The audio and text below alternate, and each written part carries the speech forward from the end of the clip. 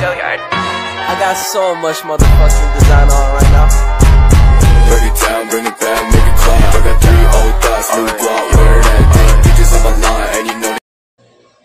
Sejarah Sultan Hairun.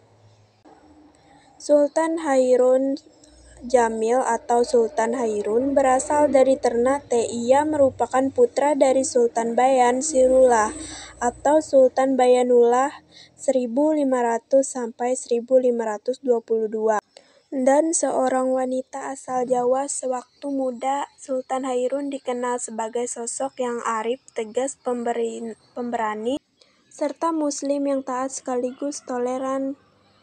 Sultan Hairun atau Sultan Hairun adalah penguasa kerajaan Ternate ke-23 yang berkuasa antara 1534 sampai 1570, di mana pemerintahan rakyat Maluku mulai memberikan perlawanan terhadap Portugis.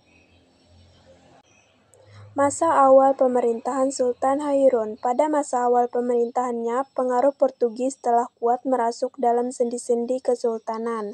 Dikarenakan Portugis telah diberi kedudukan dan hak istimewa sebagai mitra dan penasihat kesultanan, lambat laun kekuasaan dan pengaruh mereka semakin besar, hingga tak jarang mereka turut campur dalam urusan kesultanan. Ternate pun tak ubahnya boneka Portugis. Sultan manapun menentang yang dianggap kehendak Portugis difitnah, kemudian dibunuh atau diasingkan ke negeri yang jauh.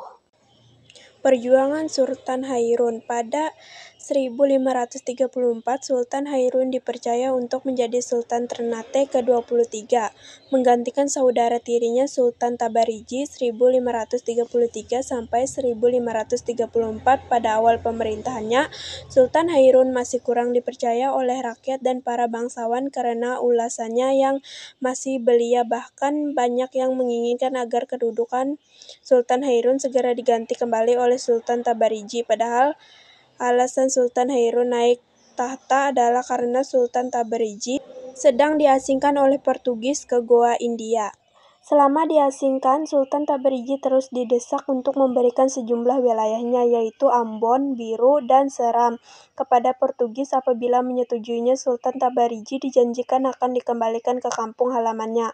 Sultan Tabarigi pun mengabulkan keinginan Portugis, yang kemudian menimbulkan penolakan dari rakyat Maluku serta Sultan Hairun. Akhirnya pada 1565, Sultan Hairun memimpin perlawanan terhadap Portugis. Sultan Hairun menggempur habis-habisan benteng yang dibangun Portugis hingga kondisi mereka semakin terdesak. Sultan Hairun meninggal. Menyadari kondisinya yang semakin terdesak, Portugis mengadakan pertempuran dengan Sultan Hairun dengan tujuan untuk melakukan perundingan. Ternyata ajakan perundingan hanyalah jebakan yang dibuat Portugis untuk menangkap dan membunuh Sultan Hairun. Setibanya di benteng Portugis, Sultan Hairun hanya diperbolehkan masuk tanpa pengawalnya. Ketika berjalan menuju lokasi pertemuan, Sultan Hairun tiba-tiba ditikam hingga meninggal. Martim Afonso Pimentel adalah orang yang membunuh Sultan Hairun pada 28 Februari 1570.